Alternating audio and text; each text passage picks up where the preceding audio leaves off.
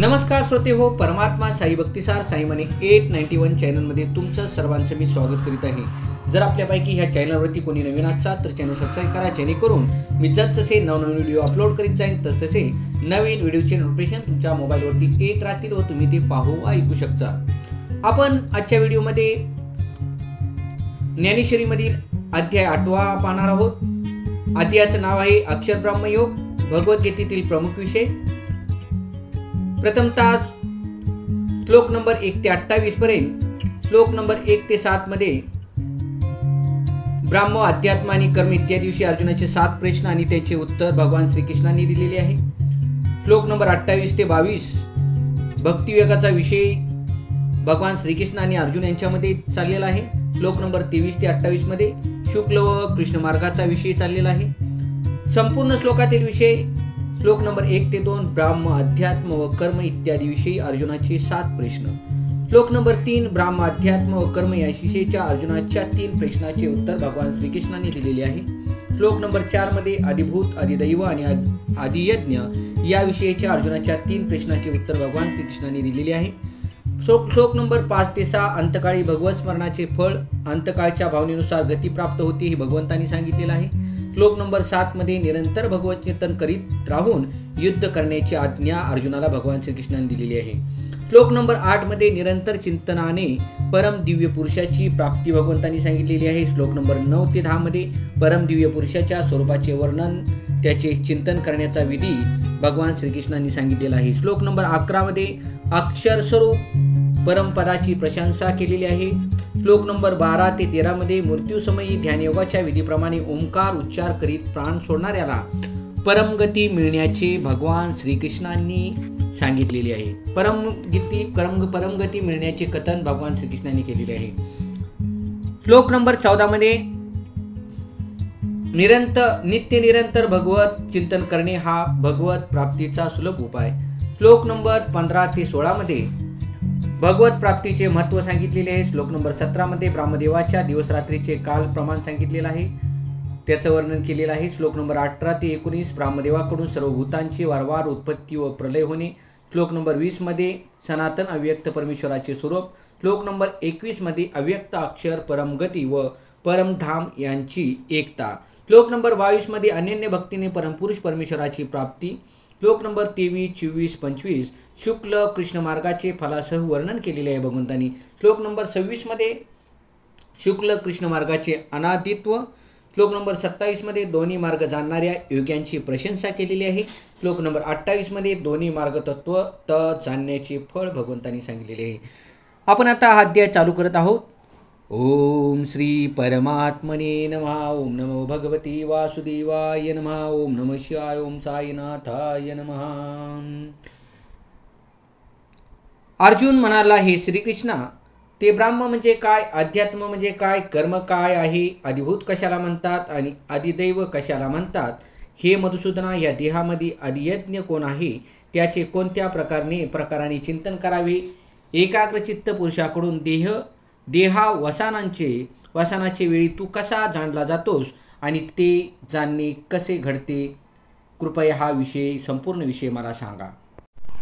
भगवान श्रीकृष्ण म्हणाले, जे या फुटक्या देहादी आकारात दाट भरलेले असताही कोणत्याही भूत भविष्य वर्तमान काळात गळत नाही, एरवी त्यांचा शून्यपणा पाहू केल्यास ते शून्यच आहे असे वाटते, पण ते वस्तुस्थितीने शून्य नाही, तर सूक्ष्म आहे। शिवाय ते आकाशाच्या पडद्यातून गाळून घेतले आहे, त्यामुळे ते अत्यंत सूक्ष्म आहे। जे असे सूक्ष्म असून सुद्धा ही देहाची झिरझिरीत पिशवी हलवली तरी पण ते त्यातून गळत नाही, ते परब्रह्म होय। देहादी आकाराचा जन्म झाल्याने जे जन्माचा विकार जाणत नाही आणि आकाराचा नाश झाल्याने ज्याचा कधीही नाश होत नाही, अर्जुना, याप्रमाणे असणाऱ्या ब्रह्माचे जे अखंडत्व, त्या अखंडत्वास अध्यात्म हे नाव आहे। ज्याप्रमाणे निर्मळ अशा आकाशाचे ठिकाणी अनेक रंगाची मेघाची प्रावरणे स्पष्ट दिसू लागतात, हे कळत नाही, त्याप्रमाणे अव्यक्त आणि अत्यंत शुद्ध अशा ह्या ब्रह्माचे ठिकाणी महत्त्व, ज्याच्यात आरंभी आहे अशा पंचभूतांच्या प्रकाशभेदाने अनंत ब्रह्मांडाचे आकार खंड न पडता उत्पन्न होऊ लागतात। निर्विशेष ब्रह्मरूपी माळ जमिनीवर एकोह बहुस्या प्रजायेय असा सुरुवातीचा संकल्परूपी अंकुर फुटतो. त्याबरोबर ब्राह्म गोलाकांचे आकार जोमाने बहरून येतात. त्या एक एक ब्रह्मांडात आत बघितले तर ती ब्रह्मरूप बीजाने म्हणजे मूळ संकल्पांनी भरलेली दिसतात. आणि त्या ब्रह्मांडात किती जीव जन्मतात आणि मरतात याची गणती करता येत नाही.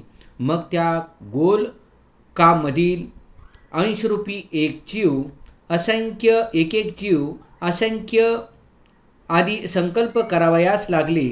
याप्रमाणे पुष्कळ सृष्टी वाढते व पण दुसऱ्याशिवाय एक परब्रह्म सर्वत्र भरलेले आहे आणि त्याच्या ठिकाणी अनेक तत्वाचा जसा पूर आला आहे त्याप्रमाणे ब्रह्माच्या ठिकाणी विषमत्व कोठून आले आहे हे कळत नाही. काही चेतन पदार्थात व काही अचेतन पदार्थात जाती गुण क्रिया संज्ञा यांचे साम्य आहे तर काहीत वैषम्य आहे. पण हे साम्य व वैषम्य कोणत्या पदार्थात किती प्रमाणात व कशा स्वरूपाचे आहे ते पूर्णपणे जाणले जात नाही. ही चराचराची रचना मिथ्या झाली आहे आणि पाहू गेल्यास उत्पन्न होणाऱ्या चरायुजादी योनींचे लक्षावधी प्रकार दिसून येतात. इतर जीवभावाच्या पालवीची काही गणनाच करता येत नाही. हे कोण निर्माण करतो हे पाहू गेल्यास या सर्वाचे जे मूळ शून्य आहे ते शून्य निर्विशेष अव्यक्त परब्रह्म आहे. म्हणून मूळ निमित्त कारण जो करता तो दिसत नाही आणि पाहू गेल्यास शेवटी उपदान कारणही दिसत नाही. कार्यच तेवढे स्वभावत वाढू लागते. असा कार्य वाचून आणि कारणा वाचून निराकार अधिष्ठानभूत परब्रह्माच्या ठिकाणी प्रत्यक्षाला विषय न होणारा हा विश्वाकार जो व्यापार उत्पन्न होतो त्याला कर्म म्हणावे. ज्याप्रमाणे ढग उत्पन्न होतात आणि लय पावतात त्याप्रमाणे ज्याचे अस्तित्व वरवरचे अभ्यासात्मक आहे, ज्याला पंचमहाभूते पंचविषय पंच ज्ञानेंद्रिय पंचकर्मेंद्रिय पंचप्राण अशी 5 पंचके एकत्रित होऊन किंवा पंचमहाभूतांचे परस्परात पंचकीकरण स्वरूपाने मिश्रण होऊन पंचभूतांच्या आश्रयाने जे असते, पंचमहाभूतांच्या संयोगाने जे दिसते, पंचभूतांच्या वियोगाने जे नष्ट होते, नाम रूप संबंध जाती क्रिया आणि परस्पर भेद हे ज्याच्या आश्रयाने राहतात त्याला आदिभूत म्हणावे.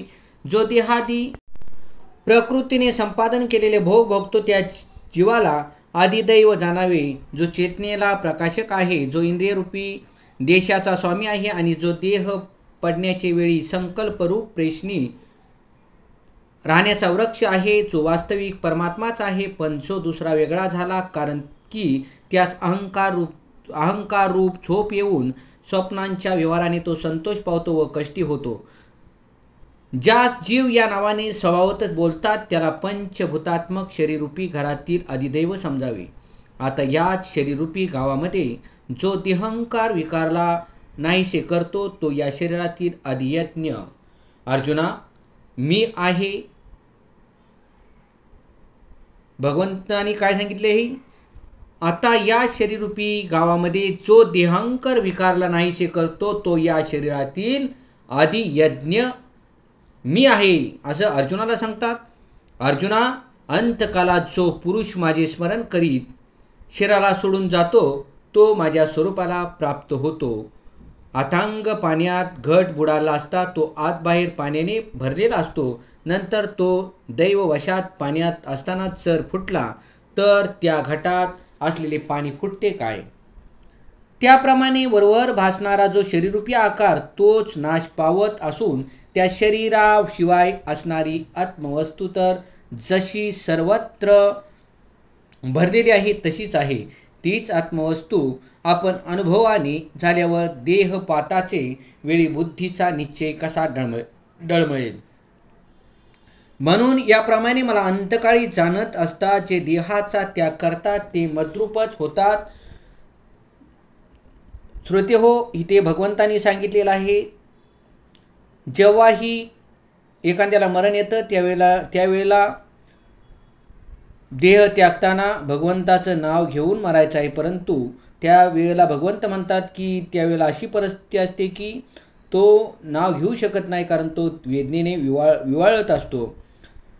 अर्जुना, मनुष्य मरतेवेळी ज्या ज्या वस्तूचे स्मरण करीत देहाचा त्याग करतो त्या वस्तूच्या अखंड चिंतनाने संस्कारयुक्त चित्त झालेला तो पुरुष त्या वस्तूला प्राप्त होतो.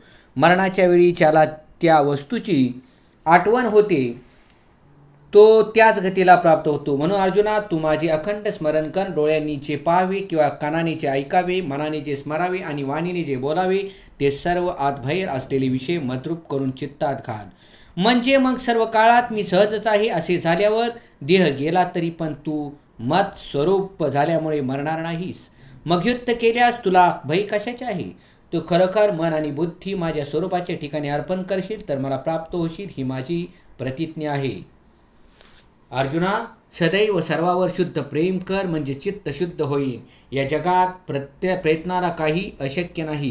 प्रयत्नाने पांगळा देखील पर्वतावर जाऊ शकतो. प्रयत्न करताना देहाचीच पर्वा करून नकोस. नदी सागराला मिळाल्यानंतर मागे ओढून पाहत नाही, त्याप्रमाणे जो भक्त माझ्याशी एकरूप होतो त्यांचे जन्ममरण संपून जाते.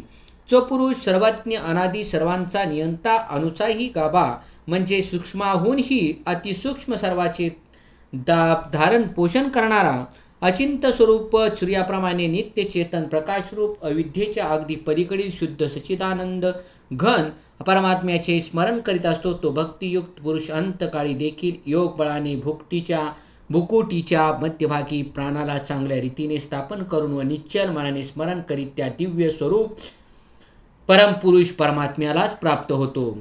वेद जाणारे विद्वान ज्या सच्चिदानंद घन रूप परमपदाला ओंकार नामाने वर्णितात आणि यत्नशील महात्मा लोक ज्याच्या ठिकाणी प्रवेश करतात तसेच ज्या परमपदाचे इच्छुक ब्रह्मचर्याचे आचरण करतात ते परमपद तुला संक्षेपाने सांगतो. सर्व इंद्रियाच्या द्वारांनी आवरून अर्थात इंद्रियांना विषयापासून रोधून धरून तसेच मनाला हृदयदेशी स्थिर करून व आपल्या प्राणाला मस्तकात स्थापन करून योगधारणे स्थित होऊन जो पुरुष ओम अशा या एक अक्षर रूप ब्रह्माचे उच्चारण करीत आणि त्याचा अर्थस्वरूप माझे चिंतन करीत शरीराला सोडून जातो तो पुरुष परम गतिप्रत पावतो.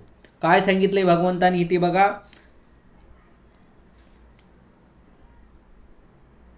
सर्व इंद्रियाच्या द्वारांनी आवरून अर्थात इंद्रियांना विषयापासून रोधून धरून तसेच मनाला हृदयदेशी स्थिर करून व आपल्या प्राणाला मस्तकात स्थापन करून योगधारणे स्थित होऊन जो पुरुष ओम अशा ह्या एक अक्षरूप ब्रह्माचे उच्चारण करीत आणि त्याचा अर्थ स्वरूप माझे चिंतन करीत शरीराला सोडून जातो तो पुरुष परम गतिप्रत पावतो. ओम हे ध्यान संपते आणि त्या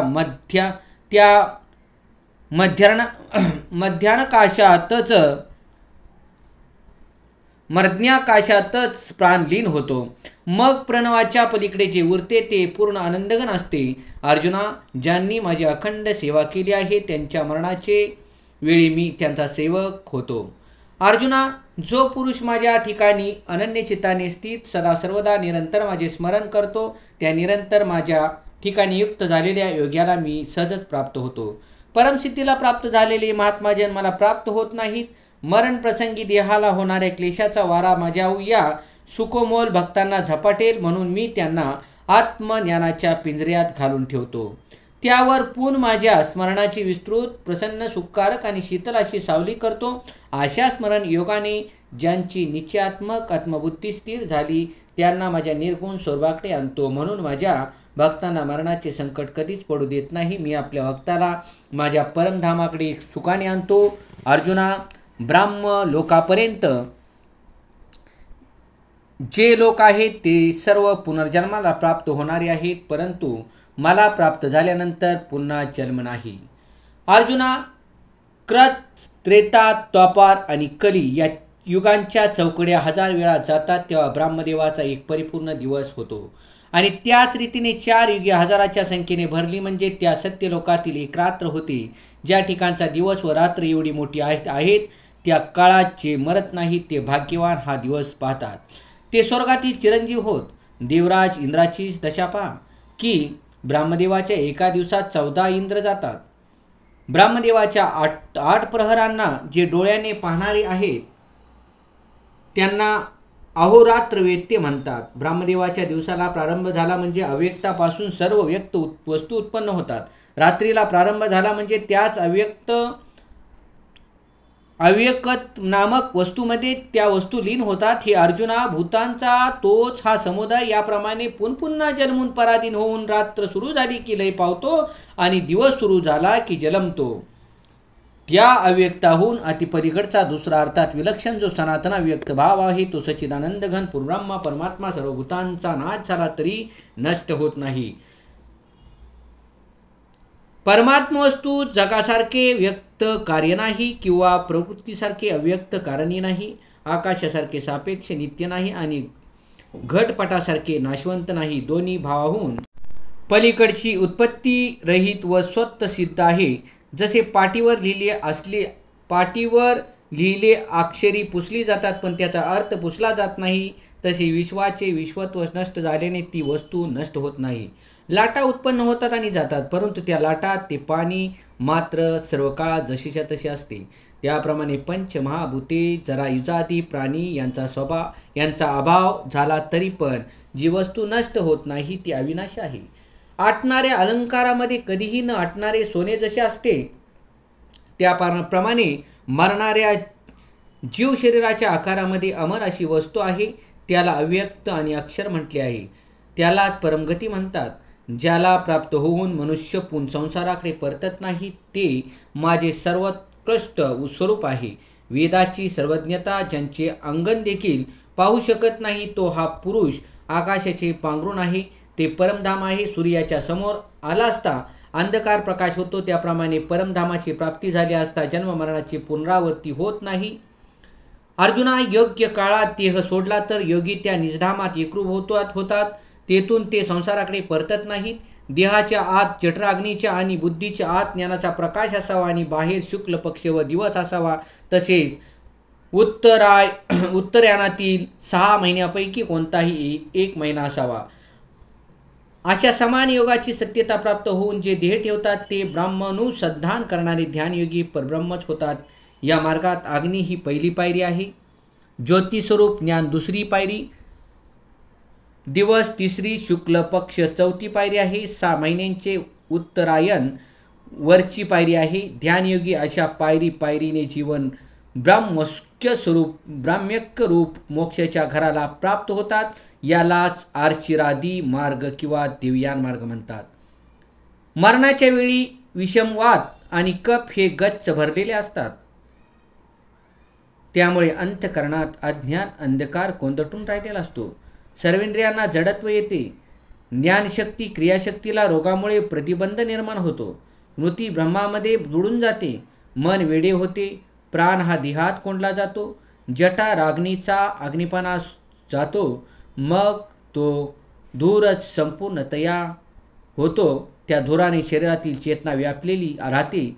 मन बुद्धी इंद्रियाच्या सभोवताली अज्ञानरूपी धुमाचा भरगच्च वेढा असतो. देहाच्या आत अशी दुस्थिती आणि बाहेर चंद्रकलेचा छेय ज्या दिवसात आहे असा कृष्ण पक्ष, त्यावर पुन्हा चंद्रामृताचा लाभ ज्या रात्रीत नाही अशी रात्र आणि दक्षिणायनाचेही 6 महिने पुढे असलेले असावेत. अशी पुनर्जन्म आणून देणारी सारी कुटुंबेच त्याच्या प्रयाणाच्या वेळी एकत्र आलेली असतात. अशा स्थितीत ज्याचा देह पडतो तो योगी असल्या कारणाने त्याचे चंद्रलोकापर्यंत जाणे घडते. पुन्हा कर्माचा क्षय झाला की पुन्हा पर्जन्याच्या रूपाने खाली येतो व अन्न, वीर्य आणि स्त्री यांच्याशी क्रमश संबंध पाहून पुन्हा जन्माला येतो. अर्जुना, आम्ही जो अप्रशस्त काळ म्हणून मागे उल्लेख केला आहे तो हाच काळा जाणावा आणि हाच धूम्र मार्ग किंवा पितृयान मार्ग पुनर्जन्माच्या गावाला जाण्याकरता आहे. अर्जुना, अशा या अनादी 2 वाटा आहेत, एक सरळ आणि दुसरी अडवळणाची. जगाचे प्रकाशरूप आणि अंधकार रूप म्हणजे आर्चिरादी आणि धूम्र असे 2 मार्ग नित्य आहेत. पहिल्या मार्गाने मनुष्य पुनर्जन्माला येत नाही पण दुसऱ्याने पुनर्जन्म पावतो. हे पार्था भगवान श्रीकृष्ण म्हणतात अर्जुनाला, हे पार्था, हे 2 मार्ग जाणणारा कोणताही योगी मोह पावत नाही.